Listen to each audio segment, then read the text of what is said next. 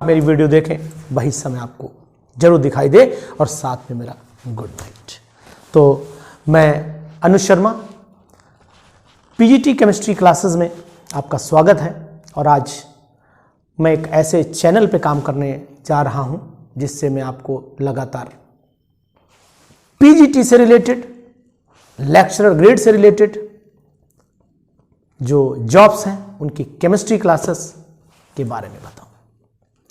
तो welcome to my channel PGT chemistry classes. तो मैं आपसे बात करना चाहता था, बहुत दिनों से अपने बात को शेयर करना चाहता था कि आप लोग पूरी मेहनत से लगे हुए हैं। पीजीटी की वैकेंसीज आ गई हैं, जीआईसी में वैकेंसीज आ गई हैं और चैन बोर्ड में वैकेंसीज आने वाली हैं। आप पूरी तरीके से तैयारी में अच्छे से लगे हुए हैं, ये मैं जान रहा हूं, क्योंकि आप लोगों से लगातार मेरी मुलाकात और बात होती रहती है। तो कुछ लोगों की डिमांड थी कि सर आप केमिस्ट्री पे लेक्चर्स तो देते ही देते हैं, लेकिन कुछ पीजीटी पे भी लेक्चर्स दीजिए, कुछ पीजीटी को भी प्रमोट करिए, कुछ अपने साथियों को, अपने दोस्तों को, अपने बच्चों को जो हमसे पढ़ चुके हैं उनको भी टीचिंग लाइन में लाने की कोशिश कीजिए। अगर वो पीजीटी में इंटरेस्टेड हैं, तैयारी करना चाहते हैं, तो जरूरी है सिर्फ कि हम उन्हें अच्छे से गाइड कर सकें। मैं आपके ही बीच का एक टीचर हूं और at present time I am working as a lecturer in inter college. So I want to teach you, I want to tell you, I want to suggest you कि you will also get success in your life by qualifying PGT exam. कैसे करना है PGT exam qualify, कितने questions आते हैं, कितने attempt करने लेना चाहिए आपको, कितनी कौन कौन से टॉपिक्स पे आपको विशेष ध्यान देना चाहिए, इन सभी बातों के साथ आज मैं आपके सामने हाजिर हूं। तो मेरी बात को आप ध्यान से, गंभीरता से सुनिए, तो आपको जरूर पीजीटी में सफलता मिलेगी। आप सबसे पहला काम तो ये अपने माइंड में करके चलें कि हमें 125 क्वेश्चंस जो आते हैं पीजीटी में, पीजीटी केमिस्ट्री की बात कर रहा हूं, बाकी और जो सब्जेक्ट हैं, क्योंकि मैं केवल केमिस्ट्री में ही जानकारी रखता हूं, तो मैं आपको वही जानकारी शेयर करना चाहता हूं। 125 क्वेश्चंस पीजीटी केमिस्ट्री में आते हैं। 125 क्वेश्चंस में आपको अगर 100 क्वेश्चंस पार होते हैं, 104, 108, 110 एंड मोर देन, तो मान के चलिएगा कि सिलेक्शन लगभग डेफिनेट है। यानी कि आप इस चीज पे बिल्कुल भी ध्यान ना दें, आप दूसरों की अफवाहों पे बिल्कुल भी ध्यान ना दें कि हमें क्या करना है, क्या नहीं करना है, लेकिन आपको अपनी सफलता पे ध्यान जरूर देना है कि हमारे रिटन एग्जाम में जो नंबर आने चाहिए वो नंबर 100 क्वेश्चन के बाद आने चाहिए। यानी कि 100 क्वेश्चंस हम जरूर पार कर जाएं। आप इन 100 क्वेश्चंस पे अधिकतर लोगों का विचार रहता है कि सर किससे ज्यादा क्वेश्चंस आएंगे, यानी कहां से हमें ज्यादा पढ़ना चाहिए कि हम मैक्सिमम क्वेश्चंस पार कर जाएं, सिलेक्शन हो जाए हमारा। लगे रहते हैं लोग बेचारे, बहुत मेहनत करते हैं, लेकिन सिलेक्शन होने के चांस बहुत कम हो जाते हैं जब आप बहुत प्रॉपर डायरेक्शन में तैयारी सब बच्चा करता है, नॉलेज सबको होती है, सभी जो पीजीटी की तैयारी कर रहे होते हैं अच्छे टीचर्स भी होते हैं, लेकिन वो एक सही डायरेक्शन में तैयारी नहीं कर रहे होते। तैयारी करने का तरीका क्या होना चाहिए, वो आप मेरी बात को ध्यान से सुनिए। जो भी बुक आप पढ़ रहे हो उसमें सबसे पहले टॉप पे मैं ये बात जरूर कहना चाहूंगा कि आप एनसीईआरटी पर विशेष ध्यान दीजिए। 12th क्लास की जो एनसीईआरटी किताब है, जो आप पढ़ा रहे हैं अपने बच्चों को, अपने स्टूडेंट्स को जो किताब आप पढ़ा रहे हैं, उसी किताब को खुद भी एक अच्छे ढंग से आप पढ़ डालिए, एक एक लाइन पढ़ डालिए। अधिकतर जो पन्ने छोड़े जाते हैं वो आपको ऐसे ही बता दे रहा हूं कि जो लोग पढ़ने पर पेज छोड़ते हैं वो है जैसे कोलरिस लॉ वाला जो पेज होता है इलेक्ट्रोकेमिस्ट्री का, लगभग लोग छोड़ देते हैं। स्पेसिफिक कंडक्टेंस है ना, कोलरिस लॉ, ये पेज लगभग 99% टीचर्स पढ़ते हैं। इसी तरीके से अगर आप दूसरी तरफ चले जाएं तो हम ये देखते हैं कि कुछ टॉपिक्स ऐसे हैं जहां इलेक्ट्रोकेमिस्ट्री में ही अगर हम बात कर लें तो जीटा पोटेंशियल क्या होता है, इलेक्ट्रोकाइनेटिक पोटेंशियल क्या होता है, ये टॉपिक भी लोग छोड़ देते हैं। तो मैं चाहता हूं कि आप एक एक लाइन, सॉलिड में चले जाए तो 3 डायमेंशन क्लोज पैकिंग का जो पेज है वो भी छोड़ दिया जाता है। तो इन पेजेस को आप न छोड़ें, इनको आप ध्यान से पढ़ें। तो मैं एक एक चैप्टर से आपसे बात कर लेता हूं कि सबसे पहले मैं ये बताता हूं कि स्ट्रक्चर ऑफ एटम से हमें क्या पढ़ना चाहिए। मैं एक एक चैप्टर की बात करूंगा आपसे, बिल्कुल टू द पॉइंट बात करूंगा। पूरी वीडियो में बने रहिएगा, लास्ट तक देखिएगा, आपको 100% क्वेश्चंस सॉल्व करने की कैपेसिटी पैदा हो जाएगी। सबसे पहले हम लोग बात कर लेते हैं 11th के चैप्टर स्ट्रक्चर ऑफ एटम से। स्ट्रक्चर ऑफ एटम में अगर हम देखें तो हमें ध्यान देना चाहिए कि क्वांटम नंबर्स क्या होते हैं।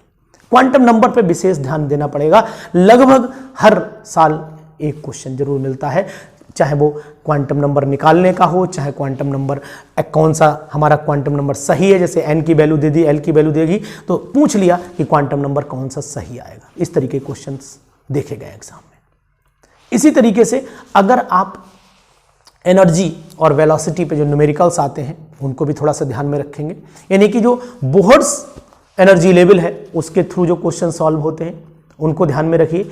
कैसे ग्रुप पीरियड निकाले जाते हैं इलेक्ट्रॉनिक कन्फिगरेशन के थ्रू, और उनको ध्यान रखिए। और बहुत ज़्यादा क्वेश्चन देखा गया, चाहे केबी का पीजीटी का एग्जाम हो, चाहे आपका चैन बोर्ड का पीजीटी का एग्जाम हो, देखा गया है कि किसी भी आयन का इलेक्ट्रॉनिक कन्फिगरेशन कैसा लिखा जाता है। मैं यहाँ आपको ये नहीं बताने आया हूँ, मैं आपको ये नहीं पढ़ा रहा हूँ कि मुझे बताना नहीं है आपको कि आपको कैसे सॉल्व करना है। मैं आपको आज सबसे पहली वीडियो में यही भेजना चाहता हूँ कि आप क्या क्या पढ़ लें। इसके बाद मैं लगातार आपको नई वीडियोस भेजूंगा और टॉपिक वाइज वीडियोस आपको भेजूंगा। जो मेन टॉपिक्स हैं उन्हीं पे डिस्कशन करूंगा कि जिससे कि आपको एग्जाम में क्वालिफिकेशन यानी इजीली क्वालिफाई कर जाए। तो स्ट्रक्चर ऑफ एटम में इन कुछ बातों का ध्यान देना है।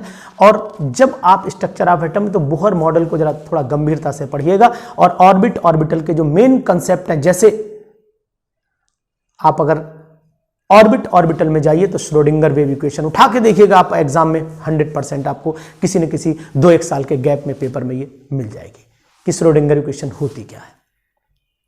इसी तरीके से आपको अगर जाएं तो जो नोड्स हैं, इंटर नोड्स हैं, इन पे भी क्वेश्चन मिलेंगे। रेडियल नोड कैसे निकालते हैं, एंगुलर नोड कैसे निकालते हैं, इन टॉपिक्स को भी आप बढ़िया से पढ़िए। दूसरे चैप्टर की बात कर लेते हैं। पीरियोडिक टेबल में एक्सेप्शंस पे विशेष ध्यान दीजिए।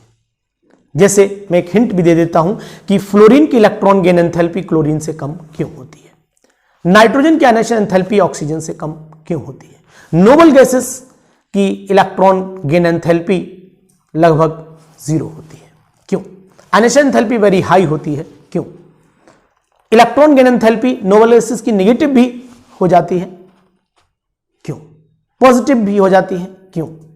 इन बहुत सारे जवाबों को आप अपने मन में रखिए। कुछ कंडीशंस के अकॉर्डिंग कुछ क्वेश्चंस बनते हैं। ये नहीं कि मैं जो बोल रहा हूं बिल्कुल एग्जैक्ट, मैं आपको एक तरीका बता रहा हूं पढ़ने का कि क्या तरीका आपका होना चाहिए। पीरियोडिक टेबल में सबसे खास बात यह है कि किसने पीरियोडिक टेबल दी ये इंपॉर्टेंट नहीं है। पीरियोडिक टेबल के जो ड्रॉबैक्स हैं, जैसे मेंडलीव के ड्रॉबैक्स आपको ध्यान रहने चाहिए। अगर पीरियोडिक टेबल में है तो एसपीडीएफ ब्लॉक में जो एलिमेंट्स हैं उनके इलेक्ट्रॉनिक कन्फिगरेशन क्या होने चाहिए, कौन सा एलिमेंट अलग प्रॉपर्टी शो कर रहा है, लिथियम मैग्नीशियम से डायगोनल रिलेशनशिप क्यों शो कर रहा है। ऐसे बहुत सारे क्वेश्चन का जवाब आपके पास रहना चाहिए। सबसे खास जो इंपॉर्टेंट बात है वो अरेंजमेंट, चाहे वो इंक्रीजिंग ऑर्डर में हो चाहे वो डिक्रीजिंग ऑर्डर में हो, इन सब का अरेंजमेंट। जैसे बेरियम कार्बोनेट का हो गया, calcium carbonate, barium carbonate, beryllium carbonate है ना, स्ट्रोंशियम कार्बोनेट, इनका आप स्टेबिलिटी का ऑर्डर बता दीजिए। HF, HCl, HI, HBr, इनके आपको acidic increasing order of acidic character बता दीजिए। और इसी तरीके से हमें बहुत सारे ऑर्डर्स जैसे sulphate, magnesium sulphate, beryllium sulphate, magnesium sulphate, calcium sulphate है ना, सोडियम हाइड्रोक्साइड, पोटेशियम हाइड्रोक्साइड, इनके सबके increasing decreasing order thermal stability के, इनके हाइड्रोक्साइड के नेचर के हिसाब से, इनके आपको क्या कहते हैं बेसिक करेक्टर के हिसाब से, इन सभी के अरेंजमेंट आप एक एक करके पढ़ लीजिए। आपको बिल्कुल, आप पेपर उठाइए देखिए, आपको मिलेगा कहीं ना कहीं क्वेश्चन ये आया हुआ है एग्जाम में। इसी के बाद अगर हम आगे बढ़े केमिकल बॉन्डिंग में, तो केमिकल बॉन्डिंग में आपको ध्यान रखना पड़ेगा कि भाई हाइब्रिडाइजेशन क्या होती है। हाइब्रिडाइजेशन पक्का मिलना है क्वेश्चन, बहुत अच्छा, बहुत आता है क्वेश्चन ये हाइब्रिडाइजेशन मॉलिक्यूलर ऑर्बिटल थ्योरी पे। जैसे O2+, O2-, O2 double minus, O2, इनको आप अरेंज करके दिखा दीजिए। इनके बॉन्ड ऑर्डर के हिसाब से अरेंज कर दीजिए, कौन ज़्यादा स्टेबल है कौन कम स्टेबल है। वेस्पर थ्योरी के अकॉर्डिंग किसी भी मॉलिक्यूल को जैसे पूछ लेते हैं NF3 का डाइपोल मूवमेंट जो होता है वो ज़्यादा होगा या NH3 का ज़्यादा होगा, अगर NH3 का ज़्यादा है NF3 से तो क्यों। ऐसे बहुत सारे क्वेश्चंस आते हैं एग्जाम। तो ये नहीं आने वाला कि इलेक्ट्रॉन डॉट, ये तो सब छोटी बातें हो जाती हैं। आपको थोड़ा स्टैंडर्ड यानी कि फजान रूल से रिलेटेड क्वेश्चन सॉल्व करने हैं, आपको वेस्पर थ्योरी से रिलेटेड क्वेश्चन सॉल्व करने हैं आपको, है ना। आपको ये ऑड नंबर इलेक्ट्रॉन की रेजोनेंस पे ध्यान देना है, आपको हाइपर कॉन्जुगेशन बहुत आता है, हाइपर कॉन्जुगेशन पे ध्यान देना है, इसे बेकर्नेथन इफेक्ट भी बोलते हैं, इस पे ध्यान देना है आपको। इसी तरीके से अगर आप नेक्स्ट टॉपिक पे पहुंचे यानी कि केमिकल बॉन्डिंग के बाद हम देखें गैसेस स्टेट पे, तो गैसेस स्टेट में काइनेटिक थ्योरी को पढ़ डालिए। Kinetic theory is one of the most important topic of the gases state, बहुत ही इंपॉर्टेंट टॉपिक है काइनेटिक थ्योरी। और काइनेटिक थ्योरी में आप RMS root mean square velocity से रिलेटेड जितने भी टर्म टॉपिक, एवरेज वेलोसिटी, ये सब पढ़ डालिए, बिल्कुल मान के चलिए रखा रहता है क्वेश्चन। वैन डर वाल गैस इक्वेशन में AB के कांस्टेंट भी खूब आते हैं, उनको भी आप अपने मन में सॉल्व करके रखिए कि इसकी वैल्यू होगी, इसकी यूनिट होगी, ये किसके लिए, ये कौन सा को वॉल्यूम है, कौन सा अट्रैक्टिव फोर्सेस है, ये सब बात आपको ध्यान रखनी है गैसेस स्टेट में। लिक्विड में चले जाइए तो आप इवेपोरेशन है ना, डेंसिटी है लिक्विड की, है ना, विस्कोसिटी है, विस्कोसिटी का फार्मूला है, इनको आपको विशेष ध्यान देना। वैन डर वाल गैस इक्वेशन और कंप्रेसिबिलिटी फैक्टर गैस स्टेट में जाइए, उस पर आप विशेष ध्यान दीजिएगा, उन पे भी क्वेश्चंस खूब आए हैं, देखा गया है। गैस स्टेट के बाद अगर आप आगे और बढ़ेंगे तो थर्मोडायनेमिक्स और आयनिक इक्विलिब्रियम, जो मेन टॉपिक्स हैं उन पे मैं बात कर रहा हूं आपसे। तो आयनिक इक्विलिब्रियम में अगर जाइए तो pH वैल्यू पे खूब क्वेश्चन मिलता है कि एक्वस सॉल्यूशन 10⁻⁻8 दे दिया किसी का HCl का, बताइए इसकी pH वैल्यू कितनी होगी, 6.9 समथिंग आती है। हालांकि मैं यहाँ सॉल्व नहीं कर रहा हूँ, लेकिन फिर भी लमसम एक आपको आइडिया देता चल रहा हूँ कि pH वैल्यू से रिलेटेड क्वेश्चन कर लीजिए, सॉल्व कर लीजिए, है ना। और Lewis theory, Lewis concept of acid and base, कौन सा जो है आप ऐसे देखें कि कॉन्जुगेट एसिड बेस पेयर है, इस पे क्वेश्चंस करिए आप। सॉल्ट हाइड्रोलिसिस पूरा टॉपिक पढ़ जाइए, हेंडरसन हेसेलबॉक की क्वेश्चन खूब आती है, इसको भी पढ़िए। इस पे न्यूमेरिकल्स भी एग्जाम में आए थे, जो एग्जाम 2013 का हुआ था उसमें भी क्वेश्चंस था। बड़ा मतलब बहुत टिपिकल एग्जाम नहीं है, एग्जाम सिर्फ तरीके से पढ़ने का है कि आप तरीके से पढ़िए तो एग्जाम नहीं, क्योंकि सिलेक्शन 1 ही 2 नंबर से रुकता है, 1 ही 2 नंबर से होता है। ये नहीं होता कि मुझे, क्योंकि जो PGT की तैयारी कर रहा है, जो ऑलरेडी खुद टीचर होता है, उसे बताने की आवश्यकता नहीं कि क्या पढ़ना चाहिए क्या नहीं, लेकिन फिर भी एक आपको गाइडेंस दे रहा हूँ, क्योंकि उस रास्ते से मैं गुजर चुका हूँ, वो रास्ता मैंने पार किया है, उस रास्ते में क्या रुकावट है, ये सब जानकारियाँ हैं, तो आप तक शेयर करना मुझे लगता है कि आपको कहीं फ़ायदा हो इससे, तो अच्छी बात है। इसी तरीके से अगर आप थर्मोडायनेमिक्स में जाएं तो थर्मोडायनेमिक्स में आप जो फार्मूला है वर्क का, उस formula W = -2.303 nRT log V2/V1 जो फार्मूला है, उस पर कुछ क्वेश्चंस न्यूमेरिकल्स लगाइए। Delta G gives free energy, और delta G gives free energy पे भी न्यूमेरिकल लगाइए। डेल्टा H = है ना, delta H = delta U + delta NGRT, इस टाइप के जो क्वेश्चंस हैं सिलेबस में, हीट जो रिलेशन है बिटवीन एंथैल्पी एंड आपका फ्री उसमें इंटरनल एनर्जी में, उस रिलेशन से रिलेटेड भी क्वेश्चंस आप लगाना चाहिए आपको। और जो छोटे छोटे टर्म है, हीट ऑफ सब्लिमेशन भी आप लगा लीजिए। तो इन चीज़ों का भी आप विशेष ध्यान रखें, इनको पढ़िए आप। अगर हम बात कर देते हैं इनऑर्गेनिक केमिस्ट्री में, तो SPDF ब्लॉक जो है, उन SPDF ब्लॉक में जो इंपॉर्टेंट पॉइंट्स हैं, इंपॉर्टेंट क्वेश्चंस हैं, उनको आप रीडिंग, जैसे इंक्रीजिंग ऑर्डर है, डिक्रीजिंग ऑर्डर, जो मैंने पहले भी बताया। PDF ब्लॉक में कौन सा कंपाउंड हीट करेंगे तो क्या कौन सी गैस निकलेगी, है ना, कौन सा कंपाउंड, जैसे अगर हम लोग HNO3 की बात करें, H2SO4 की बात करें, तो इनके मैन्युफैक्चर कैसे होते हैं, इनके जो मैन्युफैक्चर के प्रोसेस, जैसे ओसवाल्ड प्रोसेस HNO3 का है, अमोनिया का हेवर्स प्रोसेस है, HCl का डीकन्स मेथड है, H2SO4 का कॉन्टैक्ट मेथड है, इन मेथड्स में कौन से कैटलिस्ट यूज़ होते हैं, कितना टेम्परेचर होता है, इनकी फेवरेबल कंडीशंस क्या होती हैं, ये कौन ऑक्सीडाइजिंग एजेंट है, कौन रिड्यूसिंग एजेंट है, कौन कब बेटर ऑक्सीडाइजिंग एजेंट बन जाएगा, कौन सा दोनों की तरह काम करता है, ऑक्सीडाइजिंग एजेंट, रिड्यूसिंग एजेंट, कौन ब्लीचिंग एक्शन रिप्रेजेंट करता है, ये सब क्वेश्चंस आपको P ब्लॉक में पढ़ लेनी चाहिए। इनके ऑक्साइड में इनकी ऑक्सीडेशन स्टेट क्या होती है, किसका स्ट्रक्चर कैसा होगा, किसकी ऑक्सीडेशन स्टेट क्या होगी, ये सब आपको पढ़ना। जैसे H2SO8 में सल्फर की ऑक्सीडेशन स्टेट क्या होगी, HClO4 में Cl की ऑक्सीडेशन स्टेट क्या होगी, ये सब आपको जानकारी में होना चाहिए।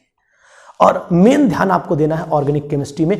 और ऑर्गेनिक केमिस्ट्री में जब आप पहुंचे तो बिल्कुल सिंपल सा फंडा मैं आपको बता रहा हूं कि ऑर्गेनिक केमिस्ट्री में एक तो नंबर 1 कैटलिस्ट आप याद रखें, रिड्यूसिंग एजेंट याद रखें, ऑक्सीडाइजिंग एजेंट याद रखें और टेम्परेचर याद रखें। इन सबको अगर ध्यान में रखेंगे तो कन्वर्जन आसानी से हो जाएंगे। बहुत सिंपल से ट्रिक्स भी कुछ याद रखिए कि जैसे कि अगर साइनाइड का कंप्लीट हाइड्रोलिसिस करें तो कार्बोक्सिलिक एसिड बनता है, पार्शियल करें तो एमाइड बन जाता है। ये सब ट्रिक्स भी आपके माइंड में रहनी चाहिए। ऑर्गेनिक केमिस्ट्री में पॉलीमर्स को भी बड़ा विशेष ध्यान देना कि पॉलीमर्स में लगभग एक क्वेश्चन खूब आता है कि ये बताइए कि इसकी मोनोमर यूनिट क्या है, इसमें कौन सी बॉन्डिंग है ना, इस टाइप के क्वेश्चंस हैं। बायोमोलिक्यूल में आपको आरएनए डीएनए के कुछ सिंपल टर्म से भी याद रखने चाहिए, हालांकि बहुत ज़्यादा नहीं आता है, लेकिन बायोमोलिक्यूल्स में ग्लूकोज से रिलेटेड क्वेश्चंस देखे गए एग्जाम में। ग्लूकोज की HIC रिएक्शन, ग्लूकोज से HNO3 की रिएक्शन है ना, ग्लूकोज से ग्लूकोजाजोन कैसे बना लेंगे, ग्लूकोज के साइक्लिक स्ट्रक्चर जो है उन पे भी थोड़ा ध्यान दिया गया है। तो इस तरीके से बायोमोलिक्यूल्स पे भी आप विशेष ध्यान दीजिए। पॉलीमर्स पे मैंने बता दिया कि पॉलीमर्स की थर्मोसेटिंग, थर्मोप्लास्टिक, इनके एग्जाम्पल्स भी आपके मन में रहने चाहिए। कौन जो है वो कंडेंसेशन पॉलीमर है, कौन एडिशन पॉलीमर है, किसमें कौन सी मैकेनिज्म होती है, ये पढ़ लेना चाहिए आपको। एरोमेटिक्स में चले जाइए तो हकल रूल को आपको विशेष ध्यान देना कि हकल रूल कब फॉलो हो रहा है, हकल रूल किन कंपाउंड्स पे फॉलो हो जाता है, हकल रूल को अप्लाई कैसे करते हैं, कैसे एरोमेटिसिटी निकालते हैं, ये बातें। और बेंजीन से रिलेटेड जितने भी टॉपिक हैं, जैसे टॉलिन है, बेंजीन सल्फोनिक एसिड है, बेंजोइक एसिड है, बेंजल्डिहाइड है, नाइट्रोबेंजीन है, एनिलीन है, ये सब टॉपिक्स से रिलेटेड क्वेश्चंस, इनकी नेम रिएक्शंस को विशेष ध्यान देना है। नेम रिएक्शंस हर टॉपिक की आपको कंसंट्रेशन से पढ़ लेनी है। कौन सा कंपाउंड कब काम आ जाएगा, कौन सा कंपाउंड हमें यहाँ मिला दे तो ये प्रोडक्ट बन जाएगा, है ना। यानी अगर कीटोन का रिडक्शन करें तो क्या बनेगा, कीटोन के रिडक्शन में कौन सा रिड्यूसिंग एजेंट चाहिए, ये सब बातें आपको पढ़नी चाहिए मेरे हिसाब से। इन सब की प्रैक्टिस के लिए कोई भी एक मॉडल पेपर लगा लीजिए। मॉडल पेपर में 50 क्वेश्चन, 100 क्वेश्चन पर डे की प्रैक्टिस कर डालिए। समय है अभी एग्जाम क्वालिफाई करने का।